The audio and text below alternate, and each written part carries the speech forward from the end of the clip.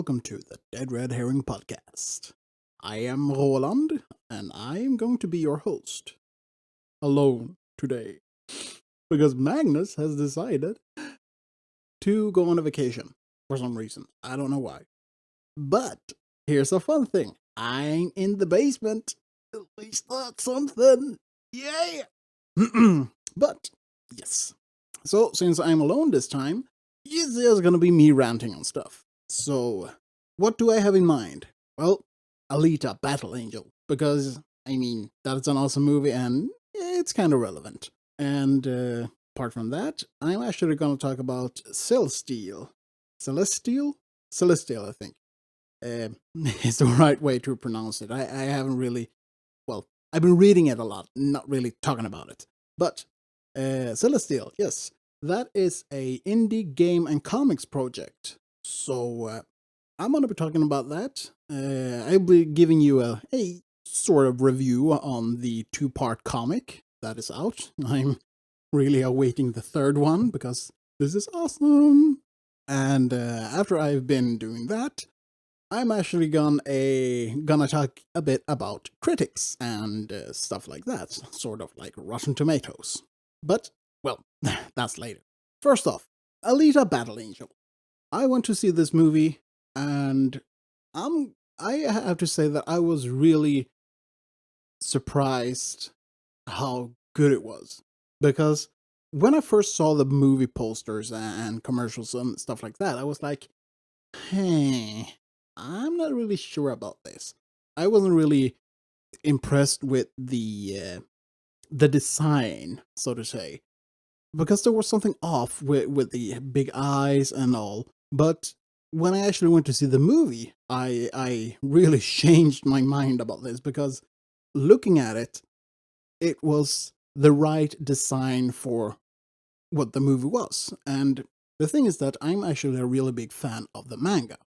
I read the manga in my early 20s something, kind of late into the game maybe, but it takes time to find good stuff sometimes. But this manga is actually one of the best ones I read, and it stuck with me. So if you want to read a really good manga, you should go read that, because it's sort of dark, but not in a all too depressing kind of manner. Mostly, it's kind of gory, so be warned, and it really makes you feel for the characters. So it's really it's a great read. It's awesome.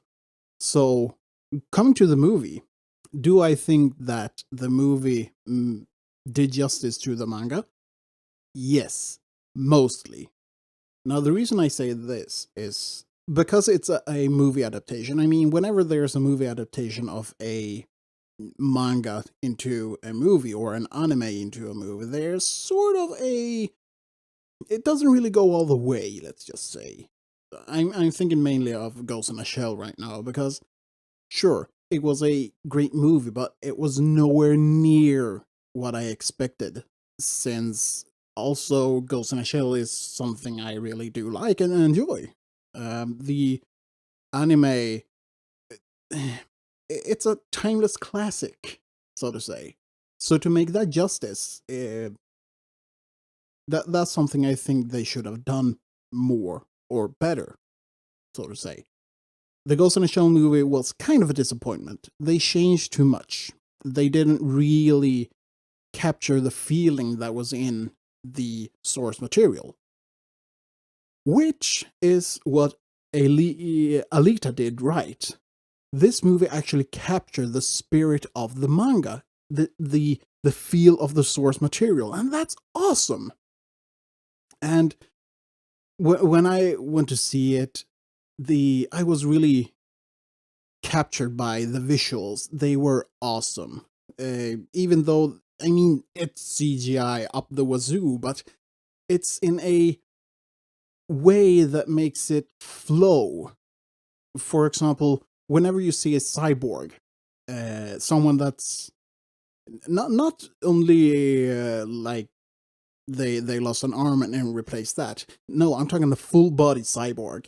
They have this sort of way to them that they look human, but they have a certain not style, but the way they move. It's just flowing, and I like that because it makes me think of them more as robots. But in the movie though, when I saw someone with maybe an arm or a leg, a prosthesis, they felt more like clunky. Like they had this extra thing on them that wasn't really part of them, so it was a bit of strain or just weird for them to use, and that's also a awesome thing to see because it really makes you believe it. So what I felt was the best part of the movie is that they actually capture all the emotions for for the action scenes mostly in a sort of John Wick kind of way. It's quick and it's dirty. It's just it's from 0 to 100 in like a half a second.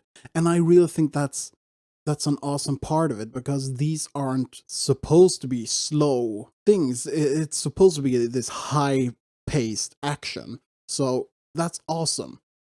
And again with the visuals, the way that they've built the scenes and the environment, the details, it's like sometimes it's almost a sensory overload because there's so much, but it's awesome. I love it. And mostly the movie has a good flow to it, but there is some things that sort of make it slow down. And I think for me, it's because I'm thinking the manga when I should actually be thinking a movie. And usually, when it comes to movies, my my general feeling for movies is that they rush things and don't take enough time to tell me the whole picture. Instead, it's like they throw in some minor things and just move along, move along, move along. We have a deadline here. So, yeah. Compared with the manga, the movie felt really rushed. But I can understand why, because they cover a whole lot of the manga in just this compressed time that is the movie.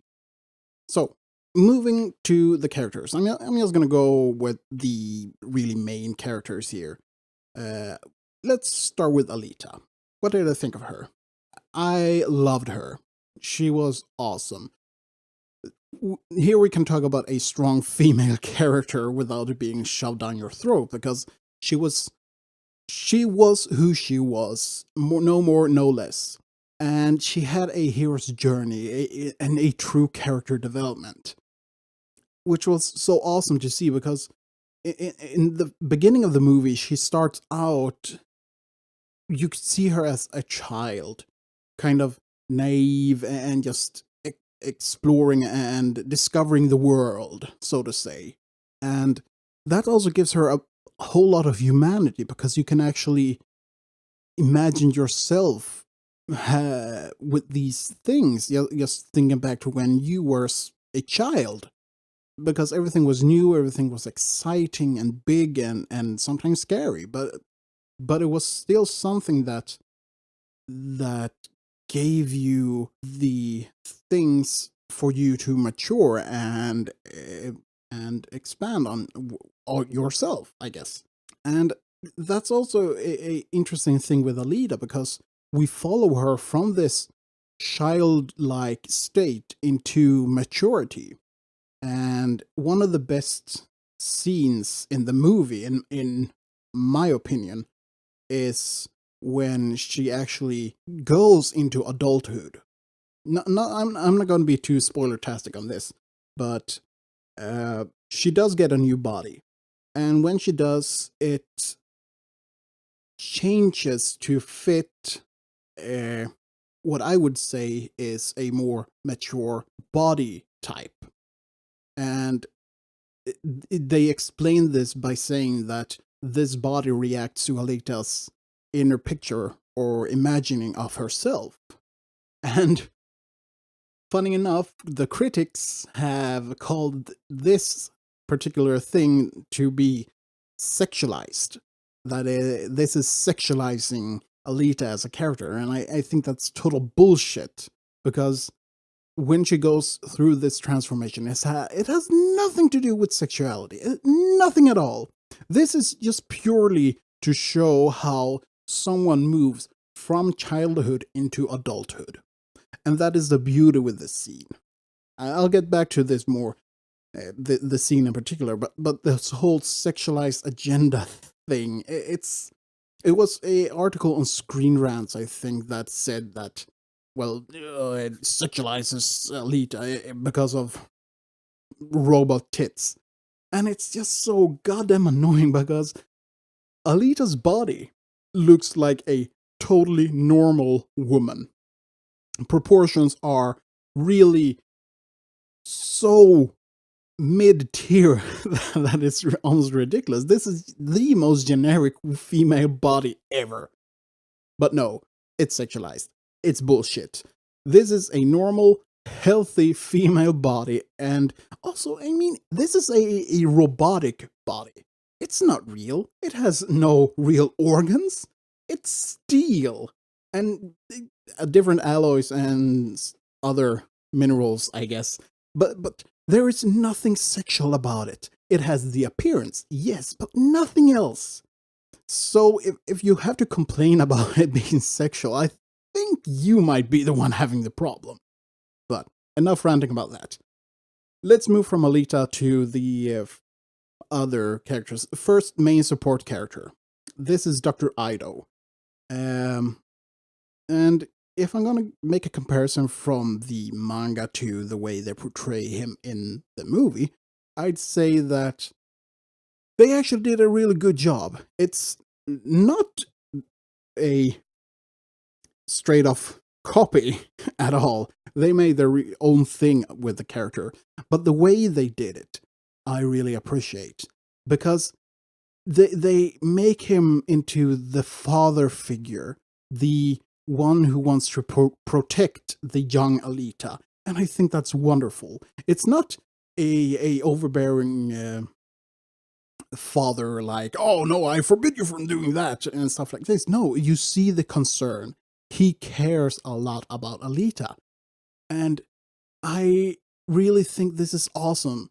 And this also goes into the scene I was talking about earlier when Alita gets her new body. Because at this point, Ido has to realize that Alita is her own person, that she has grown up. She is no longer the little girl that he found and took care of. And this scene is so beautiful because of this is truly symbolizing how a father has to let go of his little girl to see that she is the master of her own life, to make her own decisions, and that he can no longer protect her like that. Well, he wants to protect her, but he knows that she has to make her own decisions. And he realizes this, and all he tells her is that it doesn't matter what body she has, because it's who she is as a person that matters. And this scene is so beautiful. This should be the poster scene for all father-daughter relationship movies ever. So, and other than that, I mean, Ido, he's a kick-ass character. He has respect with all the bounty hunters in town. He actually fights himself, even though he has no cybernetic enhancements. And yeah, he's just an awesome character. And I love the fact that he's not a bumbling fool. He's very capable, he's intelligent, he's strong.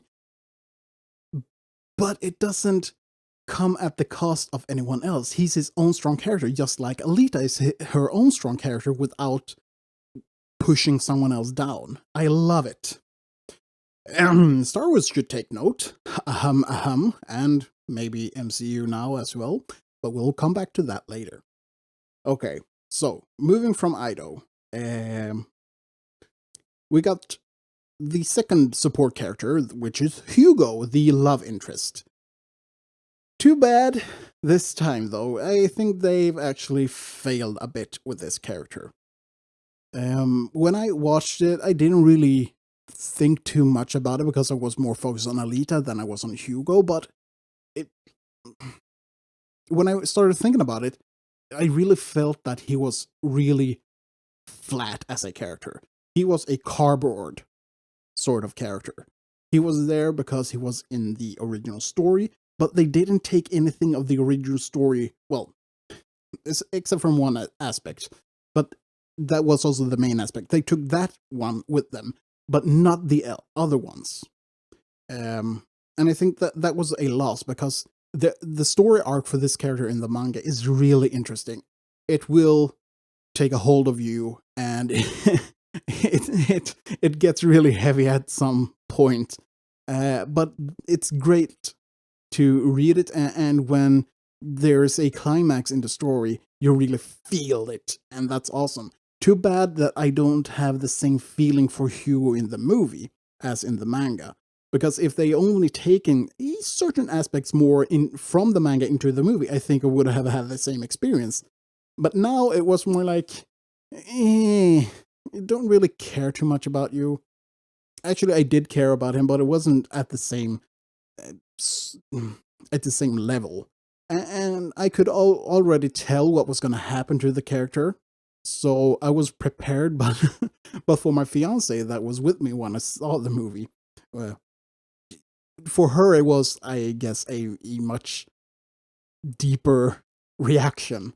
Um, I might actually do a deeper analysis of the movie and the manga with her at some later date, so stay tuned for that one. But yeah, what else do we want to say about Hugo? Oh yeah, here's the thing. Looking back at it, you could say that he is a bit of a douche, a bit too cocky, maybe, if we want to use that term. Um, and him being the love interest, you see Alita falling for him and all. And I actually had an interesting short exchange on Twitter about this, about how she fell for the douche in her teenage years, sort of. And I think that's actually what they might have wanted to portray here, because that's also a underlining, a sign of Alita's childhood innocence, so to say. That she had a teenage crush on this guy, and her being as naive as she is, you can understand it. But it matures as well, this relationship, and I think it's awesome the way they do it. But again, I was already prepared for what was gonna happen, so it didn't hit me as hard as it maybe should have. So yeah, well, things are what they are. Last character that I wanna point out for this is Victor. Victor is the main antagonist. There are some other antagonists as well. It's the big dude that Alita fights now and then. But Victor is the main bad guy, except from another sort of working in the shadows puppet master. But I don't really count him as the main antagonist because we don't see him enough. He's not really that active directly in the movie. So I'd say Victor is the main villain. Victor is played by Mahershala Ali, and I think who did they go right on this actor portraying this character, because he makes the character seem so goddamn intimidating, and the posture, and he's so imposing. I love it. He's a great villain, but they didn't use him as much as they should have. They should really have taken every chance they had to use this character, because god damn it, he is awesome. And just going to the last scene we see with Vector, the way Mahershala plays that role, it is so goddamn awesome. It's gold, people. I mean, if anything, go see the movie because of this character and this actor, because god damn it, this is awesome. So, I mean, looking at the whole picture with Alita, BattleAngel, the movie, with the characters, how they interact, I think they made a really awesome movie. But, again, sort of rushed, and also it was really compressed with the story, so they changed a bit here and there and left certain aspects out, comparing to the manga, that is.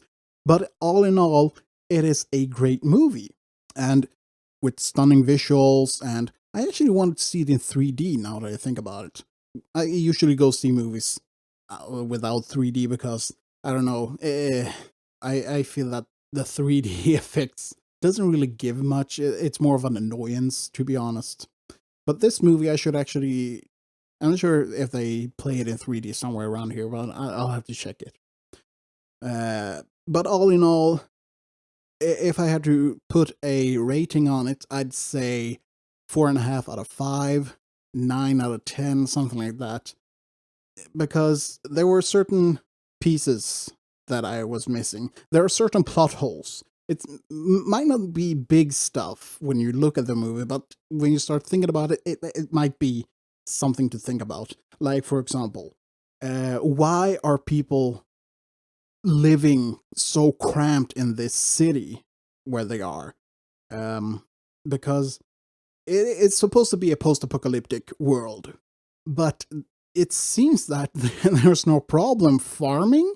The nature seems a-okay. So, I mean, why don't people just spread out a bit? I know access to technology and everything like that and so on and so forth, but still, there should be a bit more pioneers going out and everything. There might be. It's nothing that's shown in the movie, so it's just something to think about. Second part that I'm thinking about is...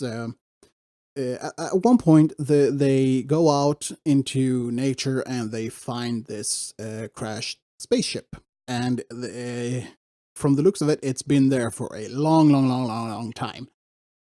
Why haven't anyone been there to strip it for parts or to take the material or just to get some new tech?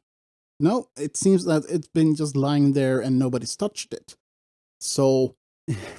it's not a big deal again, but it just in thinking about it afterwards, it's like this little just itchy thing going like, why? Give me an answer. Also, the whole thing, the meta thing is that what led the world to this post-apocalyptic thing was a war, mostly taking place out in space. But they don't really explain why it came to be like that. So I guess these are things that might be answered if there is a sequel, which I actually think there's going to be, because, I mean, the movie made a whole lot of money, even though a lot of people didn't think it would.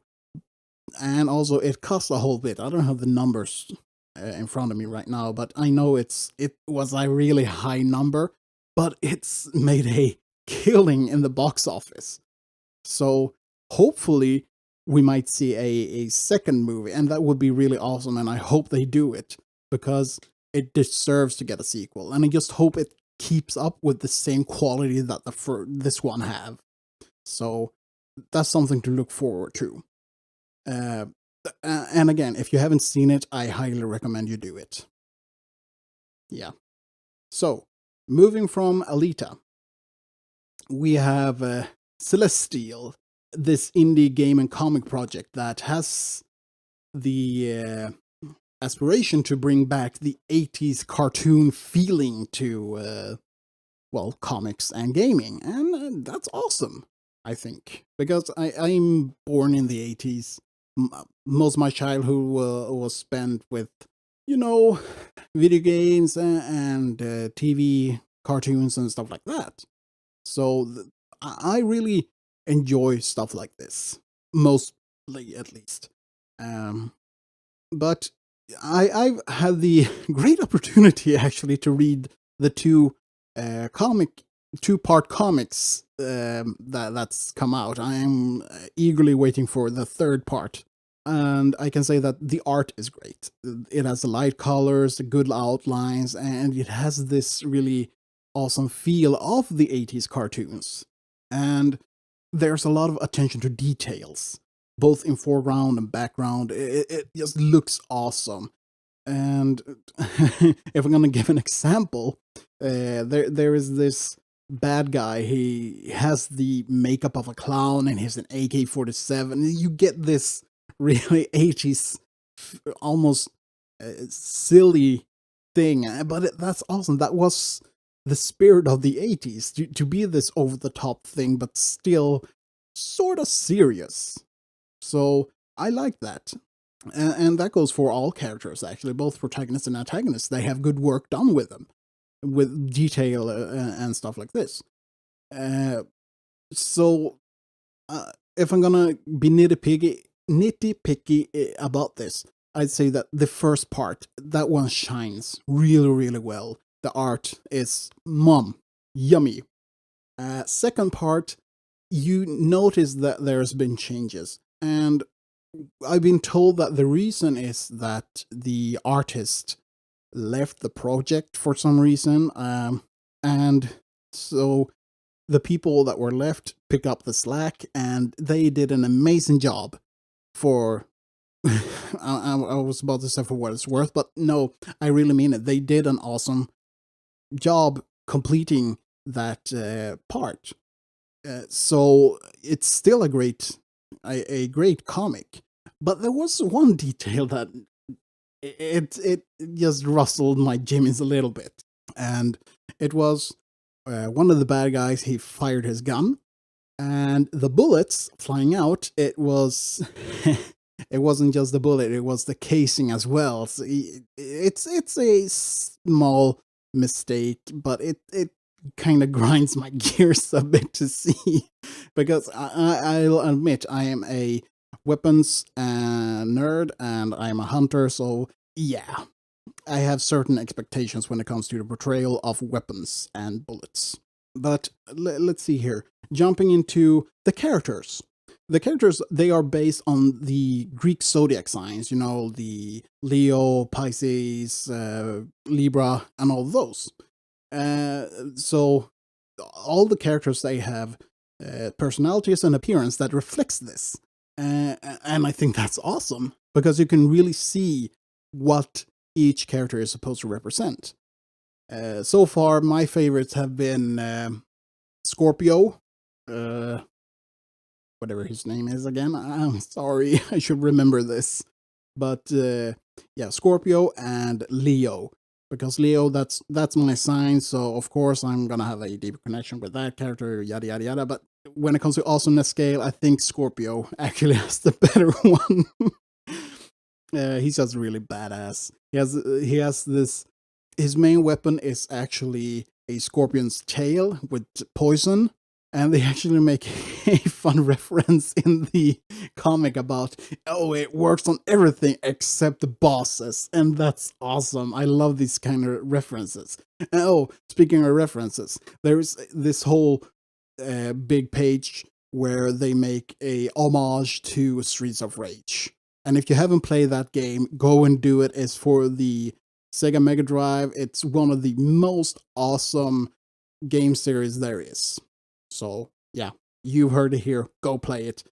But also, just the whole influence of the classic 80s. I mean, this world that the comic and game will take place in is called Gaiamore. And it's this 80s post-app kind of world. And it's really just a big reference, all in all, to the good old stuff. But also, there's sort of a serious undertone to it, because the reason that the world has gone the way it has is because of greed. But they write it in a way that it doesn't feel it's supposed to be some sort of political statement. It's more like, this is what happened to this world, and that's why it is the way it is. Go have an adventure. Nothing like, oh, we should never make this happen in our world or stuff like that. No, no, no, nothing at all. And I love it. This comic is a comic. Everything in it is within the comic and within the story of it. And from my perspective, from what I read, it has nothing to do with real life politics, and I love that.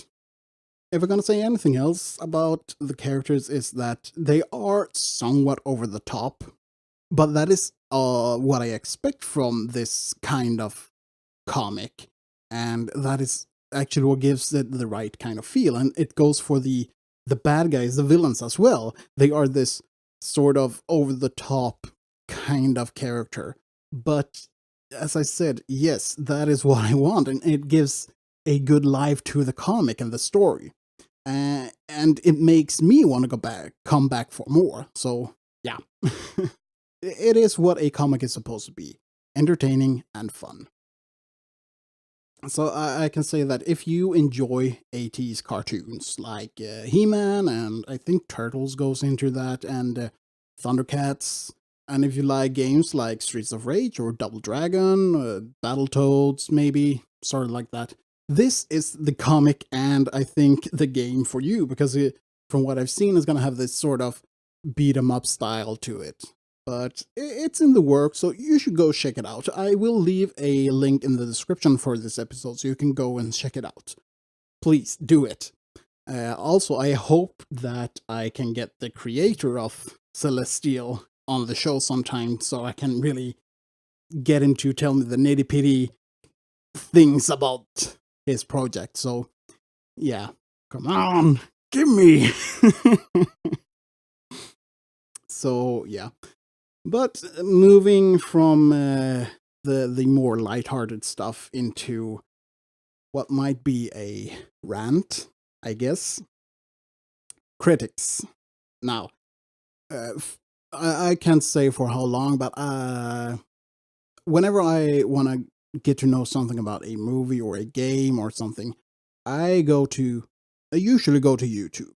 I go and look up, well, channels with people that I know are honest with their opinion, that can say if something is good, if something is bad, and I guess I look maybe for some bias here. Actually, I look for someone that I know has similar taste to me, to see what they have to say about a certain thing, and from that I get a better idea whether or not I'd like a movie or a game. And I never go to the professional critics. I don't read like the game journalist stuff for other than like podcast material. I never go to them for looking for a game, because I know that they will not give me the honest picture.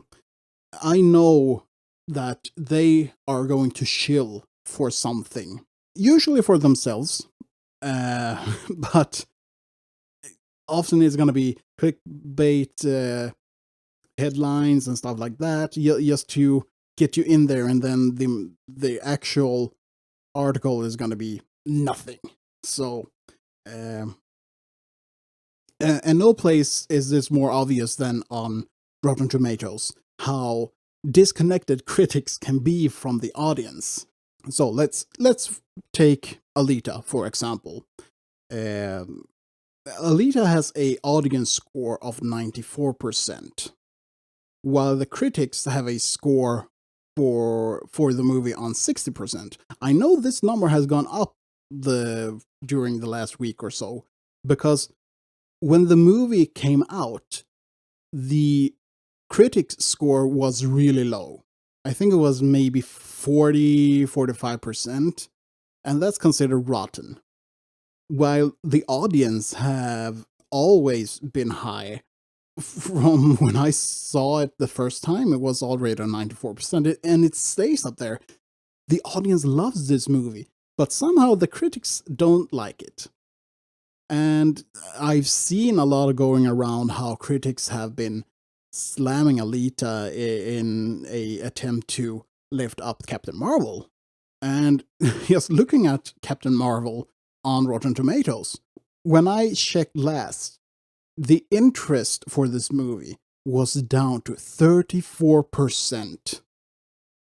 34% for a Marvel cinematic movie. That's bad. That's really bad. Another example, The Last Jedi. The critics have a rating of 91% for that movie, while the audience say 44% liked it. Holy crap, that's really... that's a big difference. And for some reason it seems that whenever the critics like something, the audience hate it. Whenever the audience likes something, the critics hate it. It's kind of...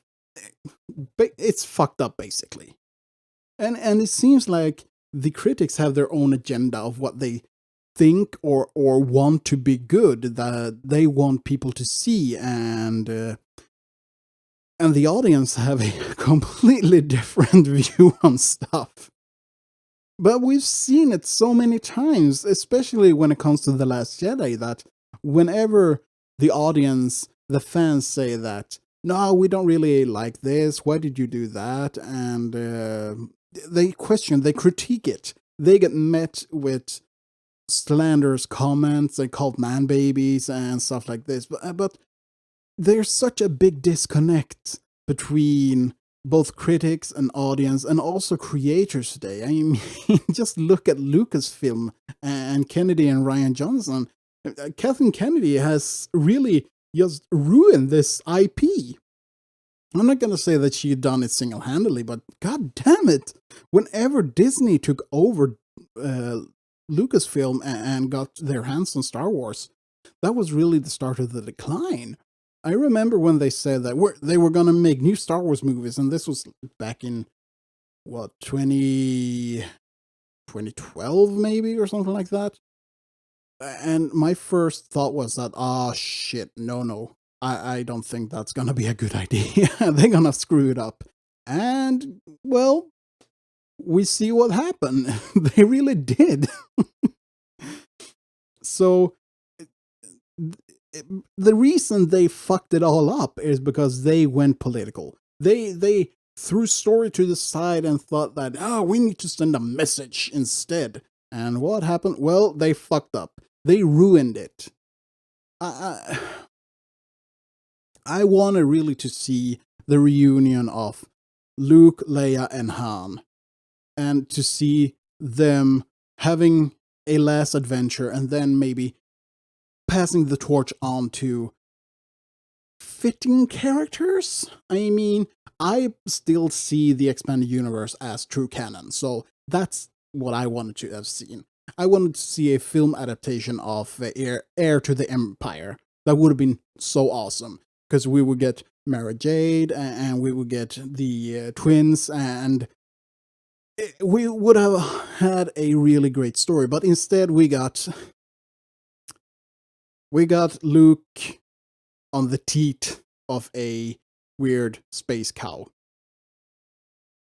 That's just sad.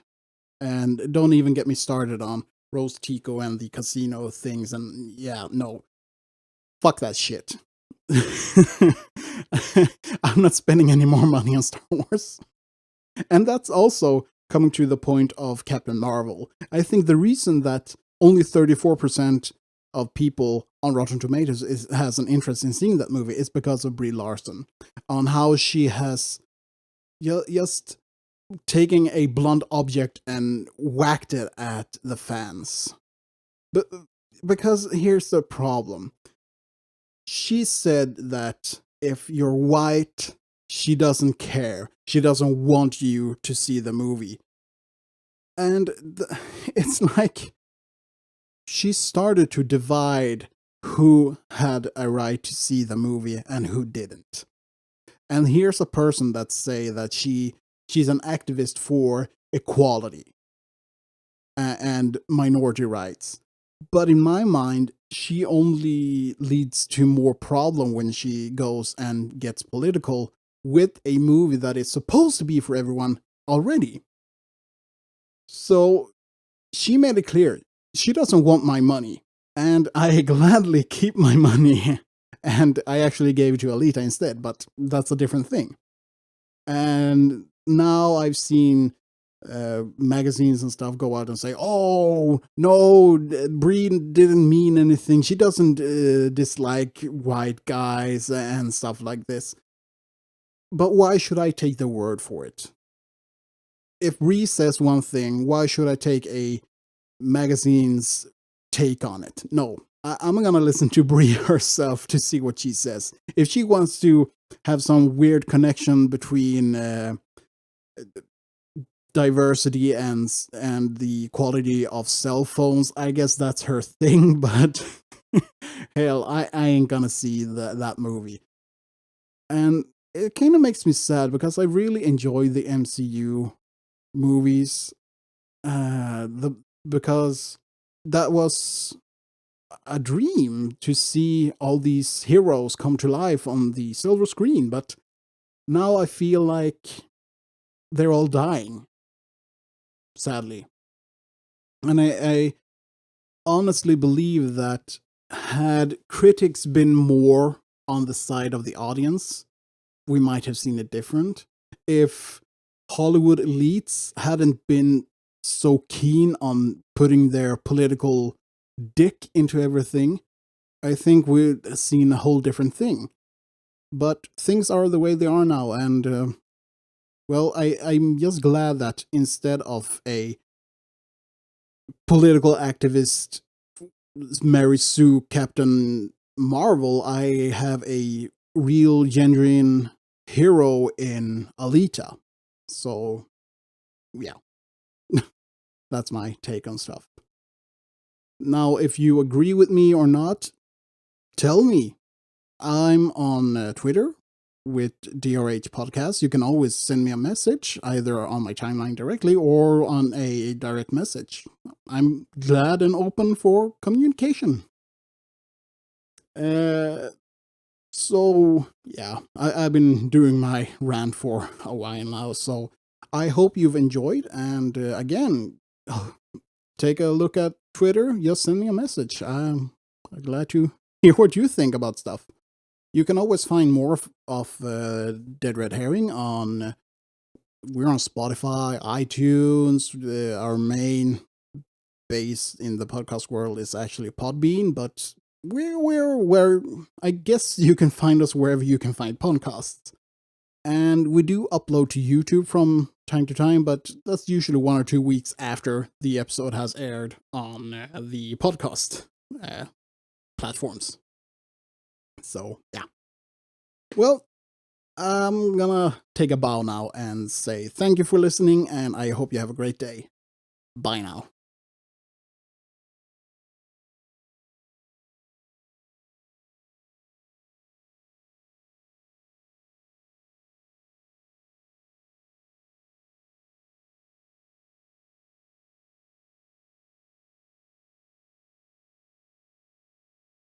Ooh, Dr. Pepper.